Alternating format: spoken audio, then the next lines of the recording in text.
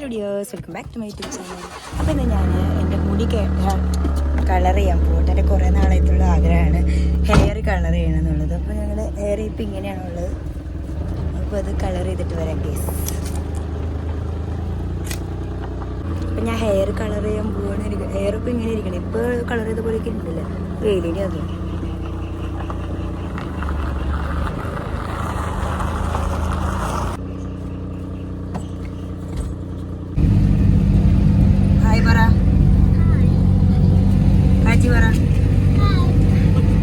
ഞങ്ങൾ hair colour ഞങ്ങൾ എല്ലാവരും കൂടെ പോകണം കേട്ടോ ഗൈസ്. തത്ത എന്ത് ചെയ്യാൻ പോണ്?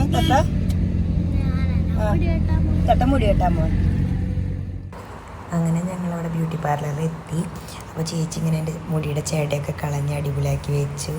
എന്നിട്ട് ഓരോ സ്ട്രാൻഡ്സ് ആയിട്ട് ഇങ്ങനെ എടുക്കാൻ തുടങ്ങി. അപ്പോൾ ഈ ചേച്ചിയാണ് കേട്ടോ നമ്മുടെ ഹെയർ കളർ ചെയ്യാൻ പോണത്.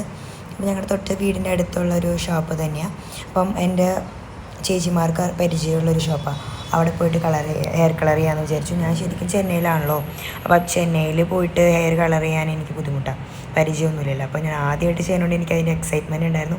എങ്ങനെ വരുന്നതെന്ന് അറിയണ്ടായിരുന്നില്ല. അപ്പോൾ ആ ചേച്ചി പറഞ്ഞു, ചെന്നപ്പോൾ തന്നെ ചോദിച്ചു എങ്ങനെ വേണം, ടെയിൽ വേണോ ഫുള്ള് വേണോ അങ്ങനെയാണ്. അപ്പോൾ ഞാൻ പറഞ്ഞു എനിക്ക് അധികമായിട്ടൊന്നും വേണ്ട, ജസ്റ്റ് എൻ്റെ ഒരു ആഗ്രഹത്തിന് ചെയ്യുക, എന്നിട്ട് ഓക്കെ ആണെങ്കിൽ പിന്നെ കൂടുതൽ ഹെയർ കളർ നമുക്ക് പരീക്ഷിക്കാമെന്നൊക്കെ പറഞ്ഞു.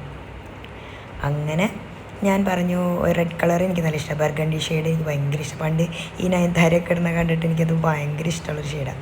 അങ്ങനെ അത് ഇട്ടോളാൻ പറഞ്ഞു. അങ്ങനെ അതിട്ട് തുടങ്ങി.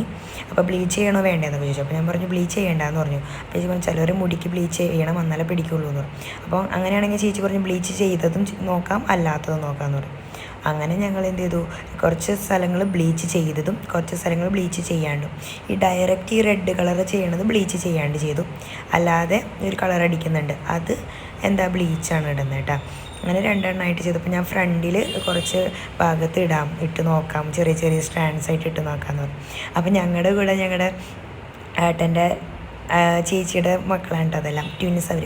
അപ്പോൾ അവനും ഇത് കാണണം, അവൾക്ക് കാണണം എന്നൊക്കെ പറഞ്ഞിട്ട് അവരും കൂടെ വന്നിട്ടുണ്ടായിരുന്നു. അങ്ങനെ അവരിങ്ങനെ നോക്കായിരുന്നത് എന്തിട്ട് കളറ്.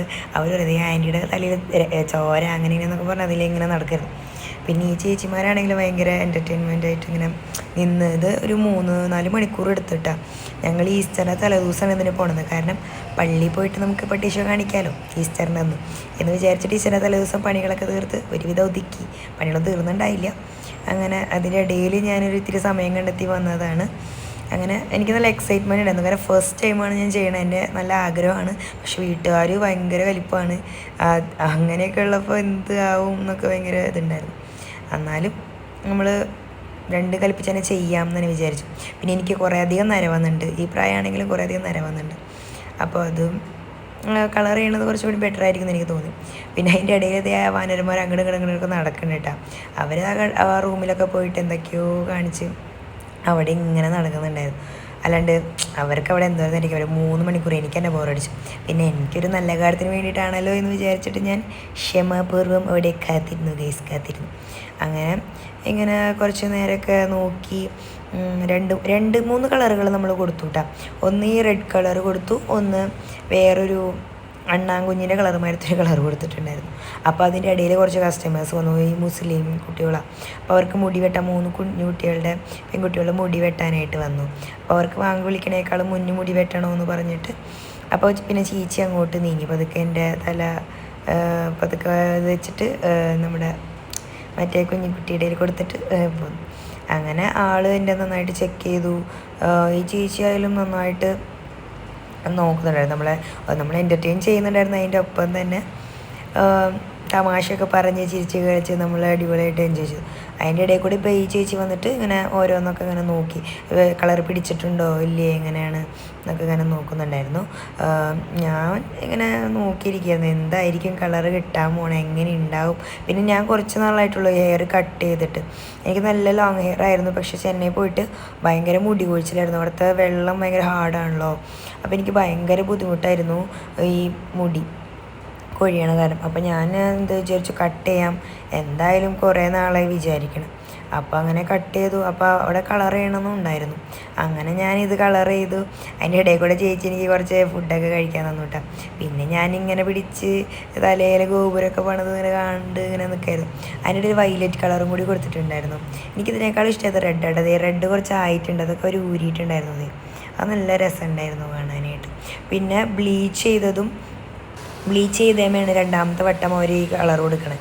അപ്പോൾ അതും അങ്ങനെ കൊടുത്തു, നല്ല ഭംഗിയാക്കി.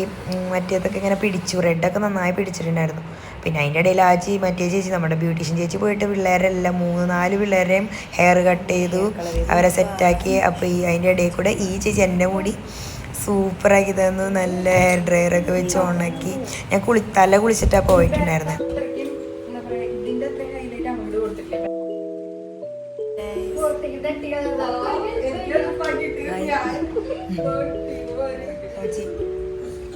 എങ്ങനെയുണ്ടാ മുടി കളർ?